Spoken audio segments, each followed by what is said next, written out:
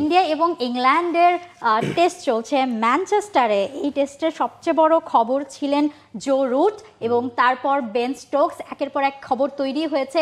আবার এখানে আরেকটা খবর ছিল যে ইংল্যান্ড ইন্ডিয়ার সামনে মানে রানের পাহাড় দাঁড় করিয়েছে।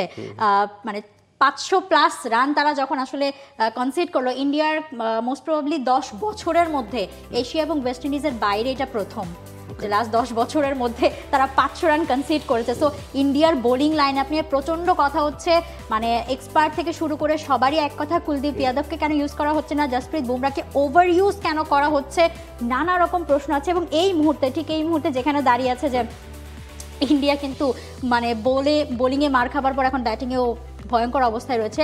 খুব আর্লি একদম 0 রানে তাদের 2টো উইকেট পড়ে গিয়েছে এবং 669 রানে 659 রানে ইংল্যান্ডকে ফাইনালি থামাতে পেরেছে। আগের রাতে ম্যানচেস্টারে বৃষ্টি হয়েছিল, প্রচণ্ড রকম বৃষ্টি হয়েছিল এবং তারপরে ধারণা করা হচ্ছিল যে হয়তোবা ব্যাটিংটা খুব টাফ হবে। আর্লি হয়তোবা মানে সকালে হয়তো 20 মিনিটের মধ্যে বাকি যে 3টা উইকেট ছিল হাতে ইংল্যান্ডের সেটা আউট হয়ে যাবে।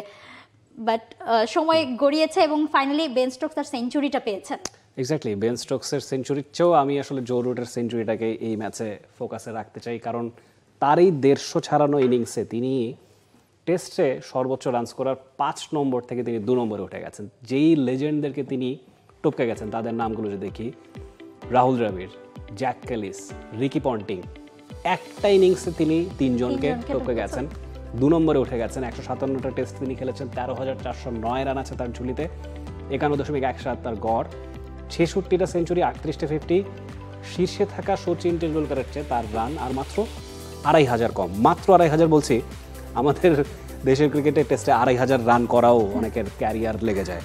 তো সেই 2,500 রান করতে আমার মনে হয় না জো রুট সেটা একেবারে তার জন্য অসম্ভব হবে বলে, কারণ বয়স হবে 34 এবং আমরা জানি টেস্ট ক্রিকেটটা 37, 38 এমনকি 40 বছর বয়স পর্যন্ত হয়তো বা জো রুট খেলতে পারবেন। সেই 2,500 রান টপকানো আমার মনে হয় না ইম্পসিবল হবে। এবং যেভাবে তিনি খেলে চলেছেন গেল কয়েক বছরের তার অ্যাভারেজ কিন্তু তার ক্যারিয়ার অ্যাভারেজের চেয়েও বেশি। একটা সময়ে 5 বছর আগেও যে ফ্যাব 4 যাদের কথা আমরা বলি বর্তমানে, Virat Kohli, Joe Root, Kane Williamson, তো তাদের মধ্যে স্টিভ স্মিথ, এই 4 জনের মধ্যে সবচেয়ে কম সেঞ্চুরি ছিল জো রুটের। 4 বছরেই তার এখন সবচেয়ে বেশি সেঞ্চুরি হয়ে গেছে, 5 বছর ইনফ্যাক্ট। তো এটা বলে দেয় যে কতখানি বদলে গেছেন জো রুট। মানে শুরুর দিকে জো রুট, স্টিভ স্মিথ এরা কিন্তু স্পিন বোলিং অপশন হিসেবে ছিলেন, 5th বা 6th স্পিন বোলিং অপশন ছিলেন। সেখান থেকে জো রুট আজকে এই জায়গায় পৌঁছে গেছেন এবং ব্রিলিয়ান্ট, ট্রিমেন্ডাস, মানে ওনার কথা বলে শেষ করা যাবে না। মডার্নের গ্রেট বনে গেছেন অলরেডি। তো হয়তো বা সময়ের ব্যাপার সচিন টেন্ডুলকারকে টপকে যাওয়া। এবং মানে সচিনের থেকে 2,512 রান এই মুহূর্তে পিছিয়ে আছেন। সো মানে তার এই রেকর্ডটা করার পরে একদিনে একই ইনিংসে 3 জনকে টপকে ঠিক সচিনের পরে দ্বিতীয় স্থানে পৌঁছাবার পরে তাকে নিয়ে কাটাছেড়া প্রচুর হচ্ছে। বিভিন্ন সংবাদ মাধ্যম মানে বিভিন্ন মিডিয়া কিন্তু তাকে নিয়ে স্টোরি করা শুরু করেছে, আচ্ছা ক্যালকুলেশন করছে তারা, এক্স্যাক্টলি লাইক এআই দিয়ে ক্যালকুলেশন শুরু করে দিয়েছে এবং তাতে তারা যেটা বের করেছে 2028 সালের মধ্যে 2028 সালের মধ্যে সচিনকে টপকে যাবার মতো অবস্থায় তিনি থাকবেন যদি না কোনো ইনজুরি আঘাত হয়। Exactly, injury. এবং দেখেন তিনি 2012 সালে ডেবিউর পর থেকে ইংল্যান্ড এখনো পর্যন্ত টেস্ট খেলেছে 159টা, তার মধ্যে 157টা টেস্টেই তিনি খেলেছেন। মাত্র 2টো টেস্টে, একটা ছিল তার প্যারেন্টহুডের জন্য ছুটি ছিল, একটাতে 2014তে তিনি ড্রপ হয়েছিলেন।